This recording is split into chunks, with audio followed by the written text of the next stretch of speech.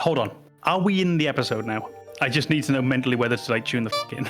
Yeah, I need to know whether or not I have to listen to you. You need to lock in, all right? Okay, because if we are in the episode now and we're doing like the 3 topics, then I want to redo my currently playing one because I didn't like how I talked about it. I think I needed a bit of time to like get to the point, so I would like to redo mine. Oh. I thought you were gonna say, "Okay, princess." What's the spoon for? You both have like fidget toys. It's a spoon. It's like it's like from The Tick. Spoon. Close back on a screwdriver. Yeah. Really easy to Has rotate. an emotional support spoon, and Tom has the worst fidget spinner ever. Ooh! Did I say Tom again? Yeah. Don't tell him my real name. Now they're gonna be really confused. Tom's real name isn't Tom.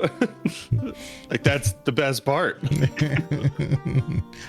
I do know a Tom. He's not on the podcast though. With an H? Tom with an H. Tom. I do know a Tom with an H as well. What a guy. R.I.P. He's not dead. He's fine. R.I.P. today because it's Sunday, the day of rest. Isn't it, Banana?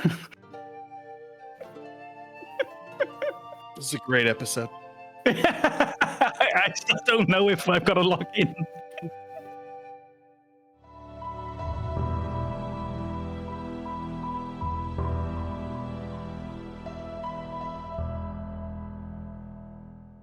Before we begin, the Gamers Advocate would like to remind you that any episode could contain game spoilers, so watch or listen with discretion. And now your hosts, AM Komnenos, Banana, and Legion. Enjoy the show. You were mentioning your games that I guess you've been playing recently, so let her rip. Yeah. Let's redo that. How much did you record before I joined? 30 minutes. An hour. Okay, 30 minutes. Same thing. Well, yeah. Problematic. Legion's been recording. I don't know that any of it was usable. Well, no, because he did a problematic accent at one point. And so did I by mistake. Yeah. Which... Right, one more try, and whatever it is, I'm going to roll with it. All right. So there's some games we've been playing recently. I've been stuck on Anno, been hooked on that. But we'll start with you, Com. Com, what games have you been playing recently? Yeah, I've been running back through my Metal Gear Solid backlog. So I've been playing Metal Gear Solid 1, Metal Gear Solid 2, Metal Gear Solid 3, and I'm currently playing Metal Gear Solid 5. Slightly on the back burner because I know how big a game it is, so I've just started it, got a few missions in, and that's all. But I've been trying to go through all of the easily accessible Metal Gear Solid games. So 1, 2, and 3 are available in, I think it's called the Master Collection on Steam. 5 is just available. It's not that old. It's only about 11 years old now. So it's still just available, standalone product, nice and easy to purchase. 4, pretty much unavailable unless you happen to have a PS3. Peace Walker, pretty much unavailable unless you have, I think it's a PS Vita. Which is why now I will also take this moment to launch my campaign for the release of the Metal Gear Solid Master Collection Volume 2, which should include Metal Gear Solid 4, Metal Gear Solid Peace Walker, and Metal Gear Solid Portable Ops. And if we really want, it should include the weird spin-off card game, Metal Gear Acid. But I'm okay if that's not in there. I'm not okay if Peace Walker's not in it. Oh, it's such a weird game. I think we've mentioned it before in the Bastard Children of a Legion has heard of it. Yeah. But Banana had a moment of recognition when I said the name. Legion just had the cloudiest look in the eyes. Yep. Never heard of it. So that's my recents. Metal Gear Solid, trying to get through all of them. And I'm debating actually whether to play 5 for now. You can play 5 before 4. It's very possible. But I'm debating giving it 6 months to a year, seeing if Konami maybe eventually re-announce the Master Collection Part 2 and see if I can get 4 and Peace Walker, because I just think it's going to be much more satisfying to get through and get to the end of that story if I've been able to play the whole story in this one long line. We had briefly covered like games that are extremely playable nowadays that still look good. And Metal Gear, we mentioned it before, the Revengeance. It's much more focused because it's not a Kojima game, but it's really good. It's a solid action RPG, solid one. And that one still looks good, even though it was, I think it's 8 years. I think it came out before the Phantom Pain did, so Maybe it so. might be 2012, 2013. Maybe so. It still looks good. Honestly, go back and look at Metal Gear Solid 4, which I think is 2008. It looks fantastic. You can tell it's not from today. You can 100% tell it's got too many simplicities in character design. You know, these really smoothed out edges on the faces and clothing and things like that. You're never going to get all the folds and creases that you do in modern character wear. But it still looks fantastic. There's something that we talked about before, is there's a point in video game history when we reach the diminishing returns on how good a game could look. I'm not sure if 4 was quite there yet, but somewhere between Metal Gear Solid 4 and Metal Gear Solid 5, that time frame, which might be right around Revengeance, it looks about as good as I'll ever need a video game to look. You can look better. Absolutely, go for it. I'd love that. But I don't need any more than that.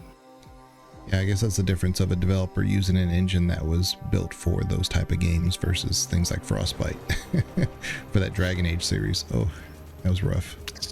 I still remember what an awful time I had just with the menus in Dragon Age Inquisition, just unresponsive, awkward to use. It was like playing Oblivion again. Andromeda. So, but what about you, Banana? Any things you've been playing lately?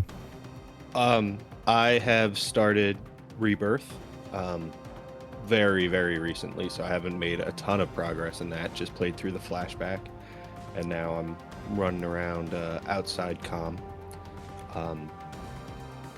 And I've also been playing Age of Empires 2. Nice. Because I can. Been achievement hunting in that game. That's going to take me roughly 10 years, because holy crap. Also, I didn't realize how much DLC there was for Age of Empires 2. There's like 14 times the cost of the game in just DLC. And I don't own any of it right now. I just own the base game. And even then, there's so many campaigns. I believe 2 kept releasing DLC into the relatively modern day after they had that re-release. It must have been about 10 years ago now, that re-release. It's been quite a while. Yep. Yeah, I think 3 has just like a handful of DLCs. It's like 4 or 5 or something. But Age of Empires 2 has like 20. It's ridiculous. I always find that interesting with strategy games like this, that when you have like these long series, Age of Empires, I think there's 4, maybe, possibly more. I don't know. Might have Magic, I know it goes up to at least 5, probably more. But I'm most fascinated by that there tends to be one that just hangs around. In this case, it's Heroes of Might and Magic 3, Age of Empires 2, and they just seem to have this longevity that the series doesn't have, but that game does. Am I correct in saying, this is just an assumption, I presume the achievements, there's going to be like one for every faction, right? Like winning as every... Oh, yeah. Those are rough. Yeah. The base game isn't so bad because there's really not that many different civilizations represented in the base game, but the campaigns are a pretty significant investment. Each of them has, I think, like 5 missions at least, and some of them are really challenging strategically. It's not the same core, well, I mean, it's the same gameplay, but it's not build your base and just overpower an enemy. It's occasionally sometimes like micromanaging a small team as they navigate through the wilderness, and it's not the core gameplay that I know very well, so I've struggled with it. But it's a very nostalgic game for me. I've definitely enjoyed going back to it. The issue is just my completionist nature, where I'm like, oh, it has 384 achievements. Let's get them all. That'll be fun. And I will not sleep until that day. Yeah. I've never did any of the campaigns for Age of Empires. Never did. Never touched I did them. an introductory one. I can remember something with crocodiles in Age of Empires 1. I remember that. And I've definitely done some parts of... Is there a William Wallace campaign in 2? Or maybe it's William the Conqueror? William Wallace? Yeah. I think William Wallace is set up to be like the first one you're kind of encouraged to play. Yeah, I think I remember doing it like to learn the mechanics, but immediately after that, I think I ended up just skirmish mode forever. Just, set up a map and just play, which is all of my Age of Empires experience. I think that's going to be the case for a lot of people. You might have ducked in and dipped your toes into the campaigns, but you probably spent most of your time playing Age of Empires, just playing maps, just playing battles. Yeah. It's funny you mentioned Age of Empires 1 because I started with that. Age of Empires 1 only has 44 achievements. I was able to knock that out in like a week. Been playing Age of Empires 2 for like a month. And he's got 6. 79 out of 344. God. So. That's less than a quarter. It is. Some of that is DLC. Like some of those I can't even access yet. Okay. I will have to spend money on the game. Doesn't mean it wears on the soul any less, does it? They're still unmarked. But I did do all the campaigns for Age of Mythology, which is a much that's a fun game to do the campaigns for. The very first battle, I don't know what to call it, the first act, because it's kind of like it's the same area but just done like in 3 stages, I guess. And so it's like almost like 3 episodes in one, I guess. But it's the same map. You're in the same have the same team that you have there, whatever. You're on the shoreline, and then at the end you're getting attacked from the sea, from the hills, and from the plains to the west, and that's your opening tutorial. It's like, wow, I'm glad I had some background in RTSs, because this would have been too much for me. But that Age of Mythology is sneakily a good story at the same time of being a good RTS. So. And they just did their enhanced one, which didn't get a lot of reception, mainly because it didn't really look that different from the original one, but it just plays better. It's more efficient. Doesn't have all the bugs like the first one did. It just has different kind of bugs. Yeah, I think most of these games won't get recognition. Like remasters of all strategy games, it's a very small audience who wants them. There's only a few with any crossover appeal whatsoever. Age of Empires 2, I mean, that's one of them. And I could probably count the others on my hand if I really wanted to. And I'd probably need to stretch to like include the thumb, just because there's not that many that have mass appeal. Yeah, I definitely think there's still an online community for Age of Empires 2. Because you can look at like multiplayer games and they're still active, which is not surprising, because I think Age of Empires 2 out of the 4 of them is like, that's the one people kind of stuck with. Even when they came out with later releases, it felt like people were going back to 2 just because it felt familiar, and it wasn't something that needed a lot of enhancement. They really kind of nailed the core gameplay in that one, and beyond that, it was mostly just polish that you got in Age of Empires 3 and 4. Yeah, I think that's really hitting the nail on the head, is the idea that they kind of hit their formula. They didn't have much to do afterwards. It's the kind of game that honestly it probably only needed to just keep having expansion packs. They didn't need to make a new one, in the same way we don't really need a Dwarf Fortress 2. We could have just kept Age of Empires 2 and just build on top of that. As always, I'm glad they didn't, because I do like to see studios taking risks, and just because we want that doesn't mean it's a good idea. But in this case, we didn't really need Age of Empires 3. We could have just stuck with 2. I think a series that reminds me of the same thing is The Settlers. I think The Settlers 1 was a good game. The Settlers 2, they nailed their formula. And then afterwards, you didn't really need those. Yeah, those guys went on to make the Pagonia game, which is a very, very good game, but it's more of a fantasy themed of the same thing as The Settlers, and it's great. It's Settlers though. So what about you, Legion? What have you been playing? Well, definitely that Anno game. I've been dying to play it. Finally got my hands on it, and it's meaty. It's a chunky game. It's got a lot going for it. Yeah, it's an Ubisoft game, so I always forget that it's an Ubisoft title because it's so good when it's really good, and it's gotten better over the years. I was going to jokingly say because it's good, Yeah, and then that's the direction you went with. yeah, because it's good. Yeah, I don't think of Ubisoft as having really generally good titles when they come out. Just don't. But I will say that Ubisoft, in titles in the past for sure, but like as time has gone on, but Anno's not one of them. Anno has gotten better over the years. 1800 was phenomenal, and so I said, as long as Anno never does a Rome game, I'm not gonna have an issue. I'm not gonna get hooked. And sure enough, they put a Rome game out. I'm like, damn it. And it's so good, and I can definitely see the bones of it's just Rome and some Celtic stuff. And I can see the bones of Anno has done in the past where it's like a Victorian age with the 1800, but you can also, they have like cosmetic DLCs for Asian influence or steampunk, things like that you can kind of decorate your city to make it look more in those themes. Still the same city building features. There's tons of trade, some minor RTS things if you want to integrate some military stuff in there.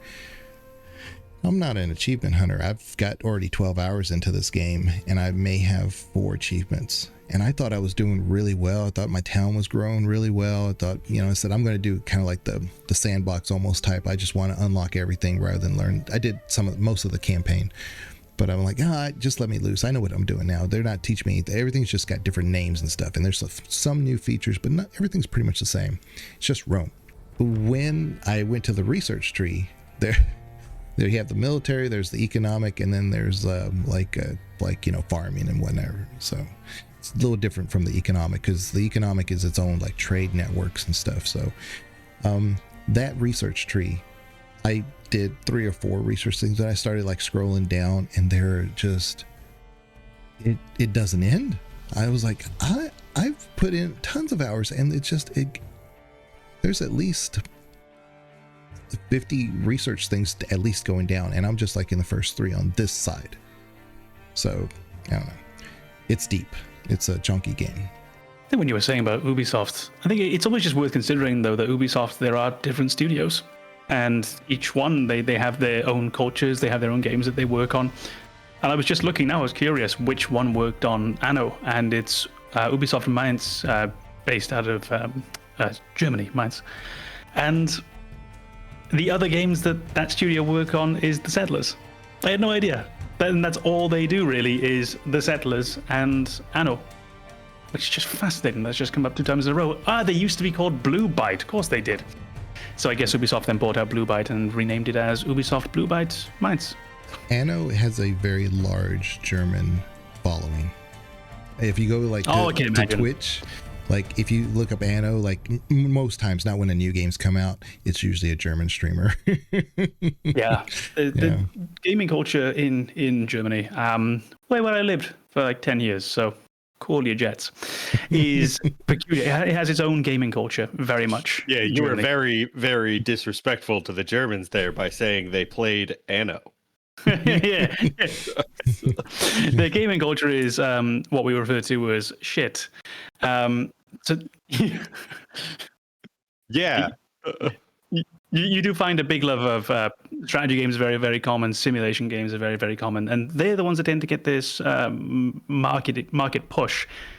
It's a bit of a meme, but there is a large amount of truth to Farming Simulator taking traction in Germany. And then you see, of course, strategy games. And like you said, you're often seeing this big audience, particularly German speaking, or German channels at least, on Twitch when you have games like Anno. It's not a surprise. It feels very much like it fits in with German gaming culture.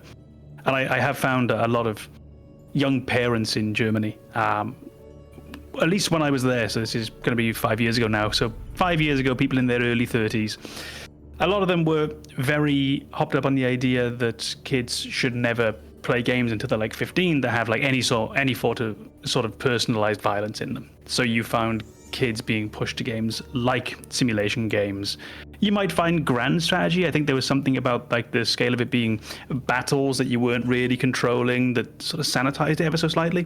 But you do find that culture there is pretty strong, so it's kind of unsurprising the kind of games that sometimes do take hold in the popular culture there, because these are the games that a lot of people were raised on and are being raised on.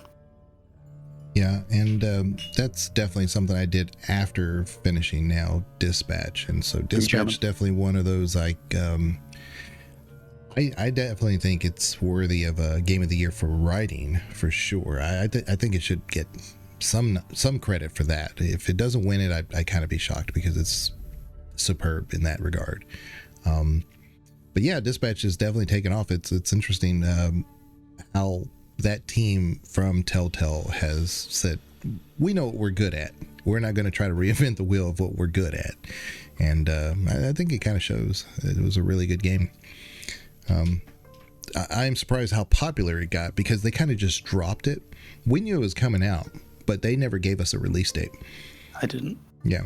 Well, you didn't, but we knew Dispatch was in development, but it'd been developed for like 5 years. Just like The Wolf Among Us 2 was in development for several years, but that ain't coming. But yeah, probably not. But Ad Hoc, who is on their own now completely, then said, okay, well, we're done assisting with that. They were done with their contract requirements, and now they just focus on Dispatch. And they said it was coming out, but they just kind of dropped it on us. So I don't know if that's the best way to do it, but I mean, it clearly didn't hurt. No, it isn't the best way to do it. You ideally want to get your game out there with some people knowing that the goddamn thing exists, and ideally with some of build up. You can do too much build up. That's really a thing. But on the whole, just dropping a game very short notice is probably pretty bad practice. And most games that you do that for, they're not going to find success. On the other hand, when you do get success like this, I would say it's probably largely in spite of the fact that they did that. And I'm glad that they've had all the success in the world. But there was a moment when it came out when I saw a few people playing it who were friends. And then I asked a few other people who were friends who weren't playing it if they'd played it, and most of them just said, what the hell is that? They'd never heard of this game. And it looks really, really good. But I wonder sometimes if you can just shoot yourself in the foot with this spontaneous I was dropping. definitely sending banana messages. Banana, it's out. Didn't write to me though, did you? So Legion and I had talked about it a while before it was released, and I think it was already on my wish list at that point. So when it came out and Legion started messaging me about it because he was playing through it, at least I had that like, oh, I remember talking about this. I had some interest then. I had no idea when it was going to be released, but now it's out and I'll take a look. But yeah, I definitely agree. Like there were a lot of people who were not aware of what Dispatch was immediately after its release, and it took a little kind of encouraging to get people to like to give it a chance and take a look into it, which is I mean, I think that's kind of why it has done well, is because the people who have played it then go on to share it with the people around them and say like, yeah, I had a great time playing this game. It's really solid. So it's doing that kind of more traditional marketing by word of mouth than actual marketing, which is, I think, working for them. But that's not something that always works. Yeah, especially if your game has issues.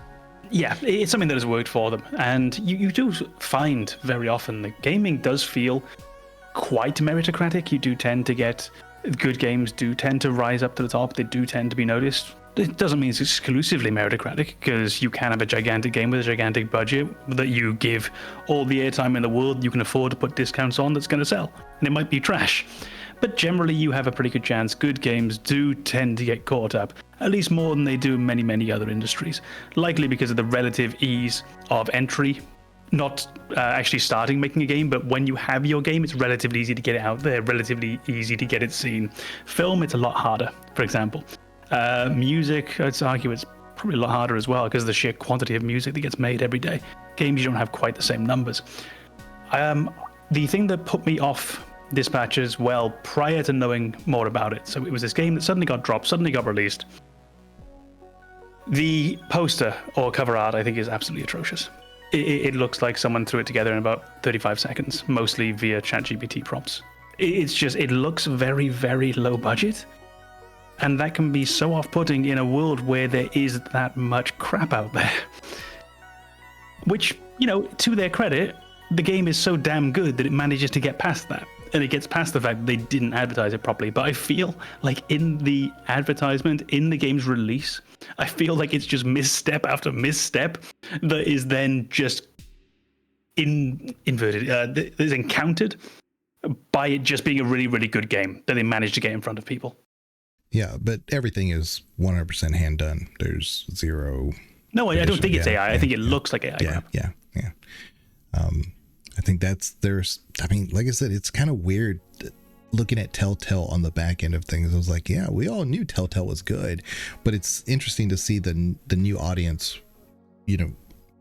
just even first encountering this type of game.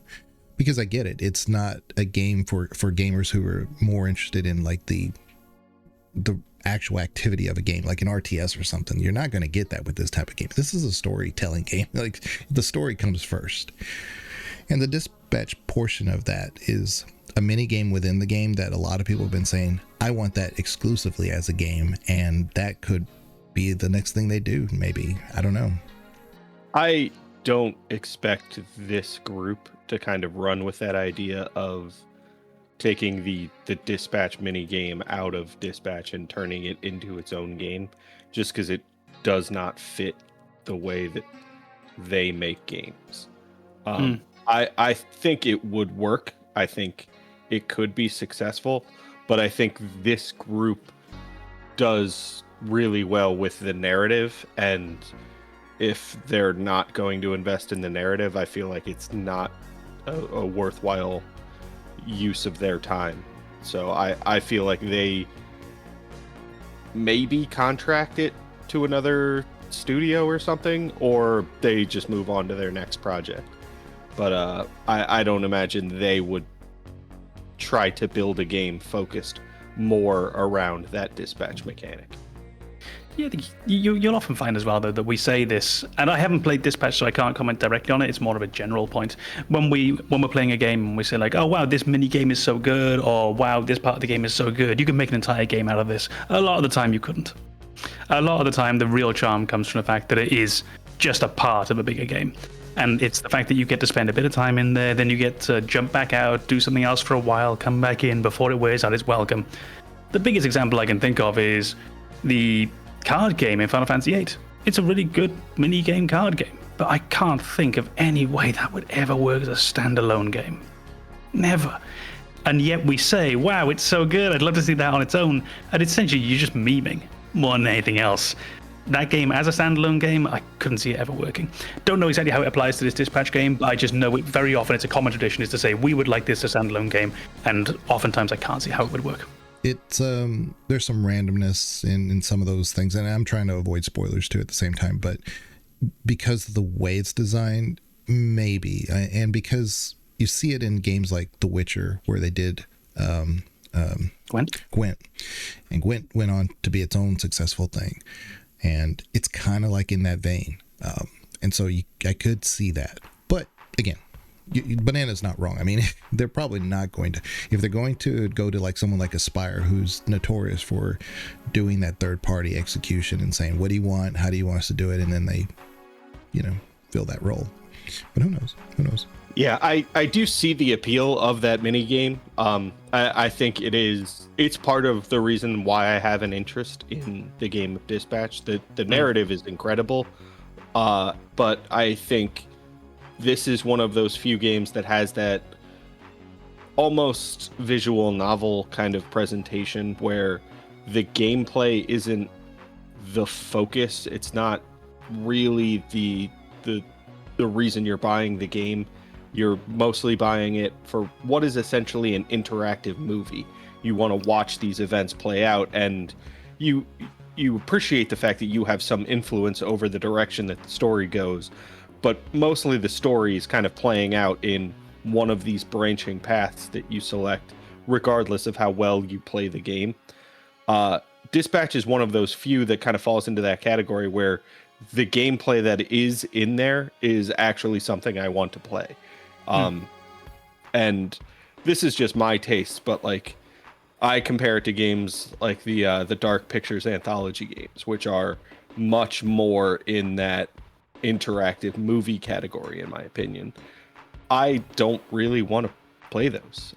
They just don't appeal to me. I'd much rather play a game that is more engaging in the actual gameplay. But Dispatch really strikes that balance, and I do see why people say like we want this as a standalone game.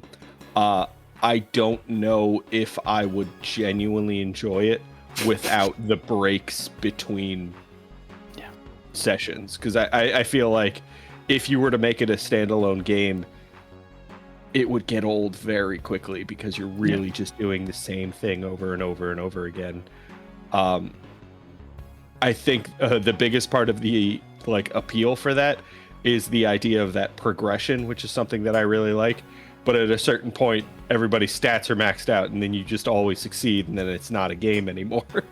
And I don't want that either. Yeah, these interactive games are really just more or less an evolution from back when we had the CD-ROM games like Goosebumps and whatnot that were like, it's just the evolution of it. So it's not anything new to like, me, you, or Banana, but the way we're seeing it now is just in a modern day. And I can kind of appreciate them at least saying, let's just not do what's always been done before. Let's just kind of, advance the medium. What about any games that you're going to be playing here upcoming that you intend to or plan to? There's a handful, and I haven't started any of them. And I'm not expecting to, but these are the games that I aspire to play at some point in the future. So the top of the list is Final Fantasy Tactics, which I would like to finally play because I want to get a window into this side of Banana's world. And Banana's playing Rebirth, so I feel like I should probably play Final Fantasy Tactics if Banana is going to jump into the game that stole my heart and soul and left me unfit for anyone else. Then probably I should do the same to the game that stole Banana. So Final Fantasy Tactics is up there, and what better time than with the recent re-release of the game. I'm very, very curious to dive in and try that out. I think you can also play in the old style on that game, if I remember correctly as well, that you can switch between a bit like you could on the Monkey Island re-releases. So I'm curious what it might be like to see both. So that's going to be hopefully the next big game that I play. As well as that, there is Valkyria Chronicles 4, which I have had sat on my shelf for about 7 years. And recently I remembered how much fun I had playing Valkyria Chronicles 1. Very, very unusual game.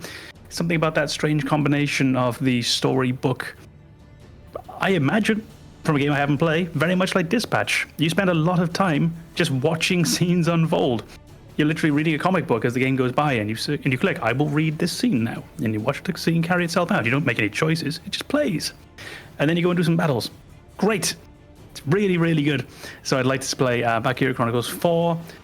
And I think Deus Ex Mankind Divided, which is the second of the modern Deus Ex games, which I really enjoyed Deus Ex Classic. I really, really enjoyed Deus Ex Human Revolution, the first of the modern games, and then I just didn't play Mankind Divided. I don't know why. Just didn't play it. It's just sat there. Uninstalled, sometimes installed, sometimes not. On my desktop, waiting to be played. And now that I think about it, I have started that. I did about 30 minutes last week, which honestly is a pretty good first session for how these things tend to go.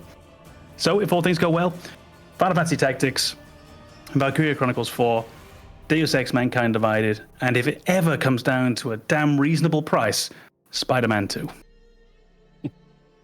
Well, you need to also include Black Myth Wukong, because Banana's doing his Plague Tale, I've done Death Stranding, whatever it's called. You're Good start. So, that game, whatever. that you agreed to. That I've been playing, apparently. The game that made me swear. Yeah. Oh, Die Hard, man, go away. Just go away. Don't go away, man. Yeah, Just go away. I have been doing a Plague Tale, and I think my first session of playing through that uh lasted like an hour and a half, and I felt like I made some good progress. And then for whatever reason, just haven't gone back. I do intend to finish that very soon, to get back into it. But I've also felt the desire to go try and finish Elden Ring. Which, if I do commit to that, it will consume so much of my time. But I think if I'm going to do that, I need almost like a roadmap for how to do like a first playthrough of everything in Elden Ring.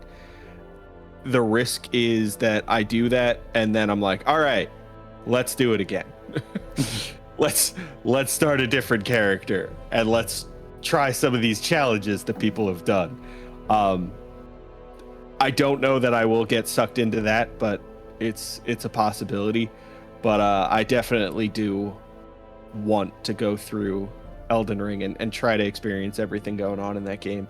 It's just that there's a lot. And because of the way I play games, like I'm making it more than it actually needs to be.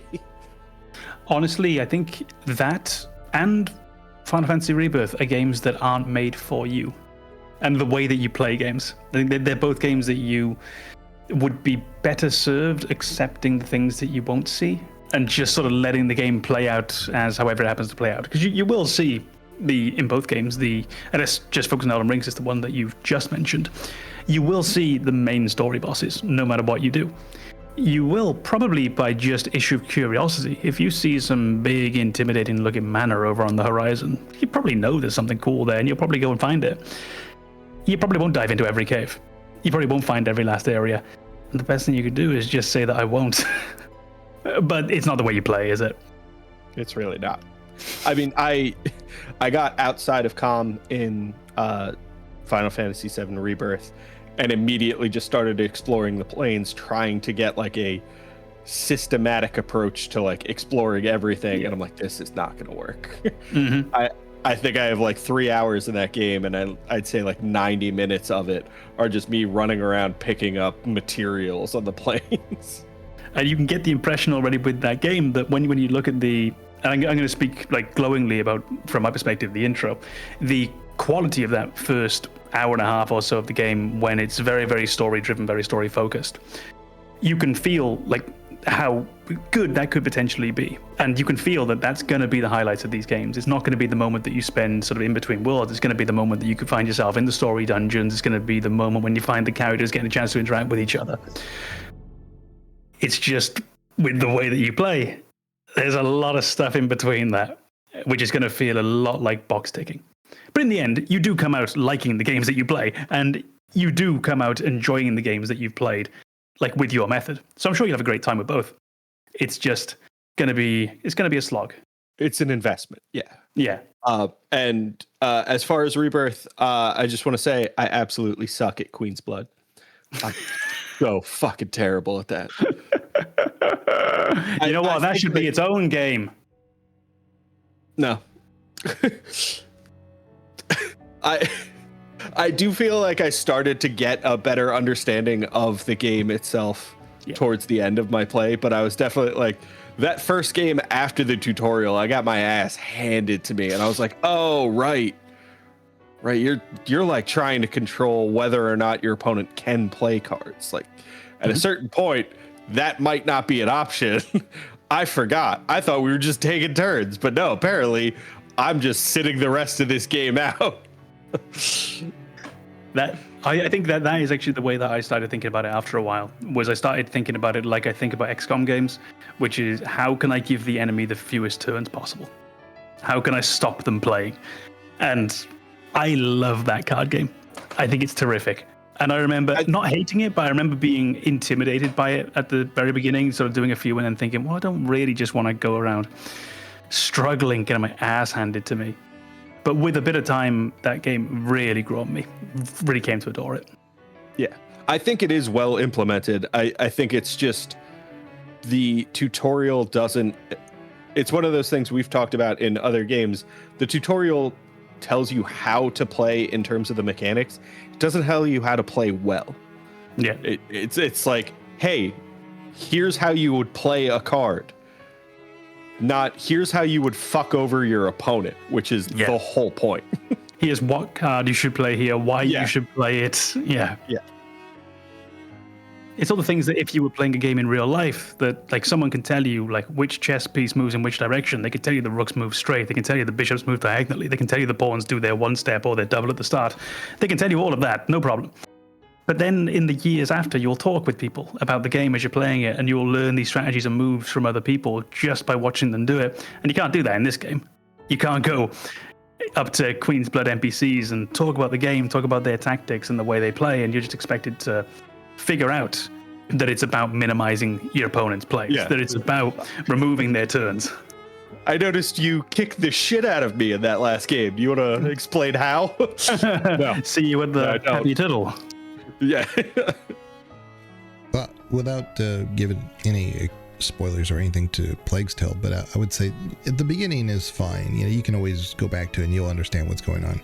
But it does a very interesting thing with the story where it keeps twisting the narrative, and you'll be like, wait a minute, how did I get to this point? If you don't keep up with the narrative, because there will be moments where you're thinking, I know exactly what the story is going to be about. We're just doing this to this or whatever. And it definitely switches it up on you from time to time. So just there's that part. So once you're in it, just be careful with that. I definitely feel like that is one of those games where like I will hit a certain point where I just want to keep going in that game. I feel like I'm at that point in the beginning now where it's like, okay, we've done the setup. I have a good idea of what's going on like in this world and who these people are. And I can take a break now, but I definitely feel like if I invest a little bit more, it's going to be, all right, well, I'm not playing anything else until I finish this story. I had that with Mass Effect 1. I remember it was probably the only game I had like in my system at the time, so it really, I was gonna play it anyway. But I remember you get to I played, half an hour and thought, okay, this is kind of cool. Well, we'll see. And then it got to the decisive scene with Nihilus and Saren. And when that happened, I thought, ooh, okay, let's see. And just from that moment, I thought, Murder, all right. Yeah, because there was the feeling like, this is coming. But they do it in this really nice way, and the way the music's playing. And then I think the other bit was a few minutes later, you're working your way along a sort of cargo train. And I think there might be a Geth that runs at you down the train. Yeah, just right after the Saren being, that same area, there's that narrow kind of station almost for the train. And doesn't the one just kind of like run down the track to you? Not the track, but like down the vehicle? The aisle, between everything. I just remember that, and like it was that feeling of, oh, he's not just ducking behind cover. He's not just, doing his thing. He's doing something else. And it was another one of those moments, like just a few moments after the first, I think. I thought, yep, I'm in, and I'm just playing this now. And then all of a sudden, it's 20 years later, and Legion's got it as their background. And I'm staring at it because I love it. Outside of the tavern games that I normally play about this time of the year, I'm looking forward at least this time of the year, as if you don't play those all year. Otherwise known as any month. It becomes especially heavy around October, November, December for sure. It's already a quarter of the year, so. Well, but we're right in the middle of it. But as far as games coming up that aren't available to me now, but I'm looking forward to is there's a Star Wars game. And you might be interested in this one, Com. It's called Zero Company. And it is modeled directly out of XCOM. You'll have very different types of heroes. They'll have different abilities. You'll have force powers, non-force powers. You'll have droids. You could technically go into a battle with nothing but droids if you wanted to. But it's supposed to be story-centric at the same time. So it does look interesting. So it's XCOM style, but with a strong Star Wars story. So... I think Com had the same immediate reaction and then kind of like softened on it, which was, we already have XCOM. I don't need Star Wars reskinned XCOM. And then as you went on to explain it, I was just like, yeah, you know what? This actually could be a very interesting game. But I still think it might fall into the trap of being Star Wars skinned XCOM, which doesn't have enough depth. It's a to it. genre that feels like it's been not mastered already, but it's a genre that feels like everyone who comes into it pays tribute to XCOM. Like they want to be some kind of next generation XCOM. It feels like we got an entire generation of designers who played that re-release in 2012 and just thought, I want to make that game, and then insert nouns, adjectives, etc. And I'm very wary of them because a lot of these games tend to end up coming out pretty good, and then you play it and you think, that was fun, I'm going to go play XCOM now. Yeah. And it's not a great place to be, but I do think there is room for a like real narrative type game in this genre, because those aren't great generally. There's a few of them that are out there and they're not that good. This genre seems to function well when you don't really have a tight narrative, but you have some sort of like loose overarching story, something like the aliens are coming, just go and fight 50 missions until they're gone. It works really well like that. I'd be curious if you can make this work with a really, really tight narrative where you've got these predefined arenas, where you've got these predefined enemies, which I hope is what this is going to be, because that's the impression I get, in a universe that we already care about. And the one I wanted was Mass Effect. I want XCOM Mass Effect. I think that could work incredibly well. But I'll take XCOM Star Wars. And I promise not to call it XCOM Star Wars if it doesn't. You can. I mean, everybody else is. So. Only if they do it well. If they do it well. If they do it poorly, it's XCOM Star Wars. Yeah, because right now, I'm sorry, it is XCOM Gears of War. It is Marvel XCOM. Yeah. Until you stand on your own 2 feet, let's hope. Gamble, who is over the Mass Effect project at the moment at EA, BioWare EA, it's interesting. He's been retweeting and tweeting a lot, especially when people are talking about the Mass Effect multiplayer stuff, Mass Effect 3. He's been responding to a lot of them just here and there. And it's so, there's speculation that they might actually release it as a re-release with maybe Legendary or something. Because we've been begging for it. We've been like, we love the multiplayer portion of. I like that multiplayer a lot. I was a big fan. I definitely feel like that's one of those things. If they go back to the multiplayer and they re-release it, it almost needs to be like a free DLC for the Legendary Edition. I don't know if it's gonna be. Unless they think it's worth building up the goodwill in advance of Mass Effect 4. Yeah, I think that's my concern. I don't see them releasing it as free DLC. I see them trying to make more money off of it. But, like, we bought the Legendary Edition after owning all 3 games. And we got all 3 games again with a little polish, except the multiplayer. It feels like something we've already paid for that we never got, and if they are now considering bringing it back, kind of feels like something that's already owed to their gaming audience. But I don't expect EA to see things that way. Add to that a secondary detail that many of us, myself included, also owned the original multiple times, because a bunch of us had it on a console and then a PC, or the other way around. In my case, I had console first, then PC, and then Legendary Edition. And yeah, and it does feel like we already own this. I guess it's going to go one of 2 ways. There's either going to be, because the voices are going to be, we can charge for this, so we will. If they do charge for it, I imagine they'll expand it. I don't know how much, but I imagine they'll expand it. Or they don't charge for it, it becomes a free DLC, and hopefully it's done genuinely out of wanting to build up goodwill for the release of Mass Effect 4, which I think they know that people are skeptical about because of the more recent offerings that we've seen from, this entire family of games. When was the last time we really felt good about these? Probably a decade ago. It's not a good sign. If they can build up a bit of that goodwill with the multiplayer DLC, maybe they can do themselves a big favor in advance. So to eat the cost now and hopefully reap the benefits later with Mass Effect 4. Yeah. And they were definitely cognizant of the, it missing from Legendary, because they even changed how war assets were allocated to make up that difference. Because unfortunately, with the original one, they did make it part of your war assets and your end scenes. You had to do the Mass Effect multiplayer just a few times to get those war assets, and that was it. But I never liked that. But at least they were cognizant of saying, well, we don't have it, so we can't, just throw it in there like it's missing.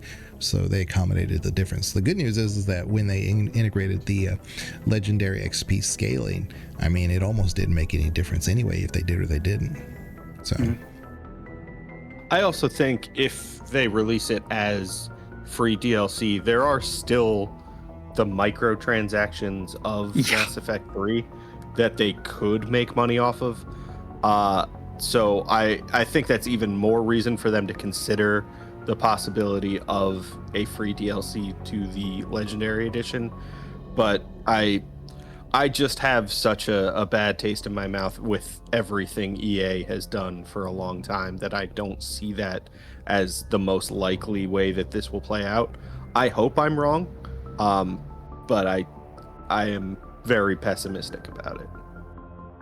Yes. The one tweet I saw was the video of 3 Voluses, playing in the multiplayer map.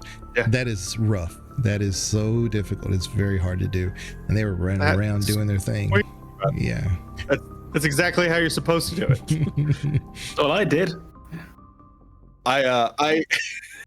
Someone joins the program. The multiplayer, and because I got into Mass Effect a lot later than everyone, I didn't have anywhere near the access to various characters at the time that my friends did. And so they were playing with, like an Asari commando and some very capable and cool looking characters. And I just had a dude with a trip mine, and that was all he could do. I think he had a trip mine and a bow. And I was just like, it's Mass Effect. Why do you have a bow? And I definitely remember just confidently announcing every time I threw out a trip mine because it was the only way I could contribute to the fight. Now I'm super excited for the idea that I can get my little Volus friend in there and confidently announce the one time I use my ability before instantly going down. Because I have a feeling that's going to happen a lot. Gamers Advocate Mass Effect multiplayer stream when? Oh, when they fucking release it, that's when. Yeah, that's the biggest obstacle right now. You can still access the old servers, but good luck if it actually runs well. You know, maybe you won't connect. It's bad.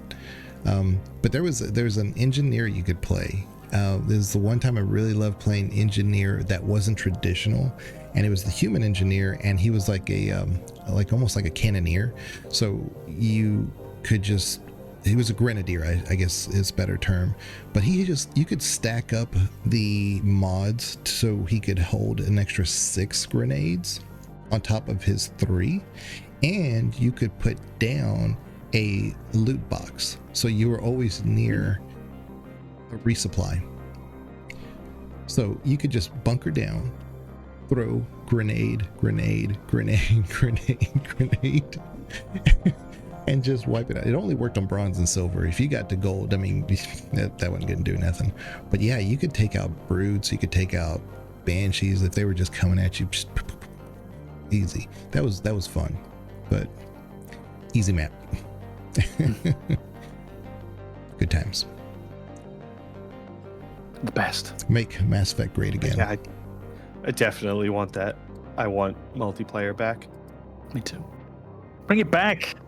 It helped me play Insanity, or at least be comfortable with Insanity, the multiplayer, because you can't get more insane than the internet. Well, just learning the buttons. Legion got very familiar with people not helping him, so he was ready for Insanity. If you were played with capable people on Platinum, we were gonna die probably anyway because it was hard. It was difficult. We 3, I'm telling you, I can see this. The day it gets dropped, we'll do a live stream. Yeah, for sure. We'll smash it together. Yeah. It'll be the last episode of the Gamers Advocate. And now we hate each other. Yeah. God, the legal battle is going to be tough. God damn it, Legion. Where's my backup? I'm coming. My mouse disconnected. Battle. How do we distribute the $0 in assets you all claimed ownership over? No one's having my pullover. Well, if you liked the episode, like it. No one's arguing. Yeah. If you if you haven't yet subscribed, please do so. Because they're afraid. Comment if you have a game that you're going to be playing here pretty soon that you're excited to play, or one of the ones we mentioned that you've also played recently. But we will check you guys later. Bye bye.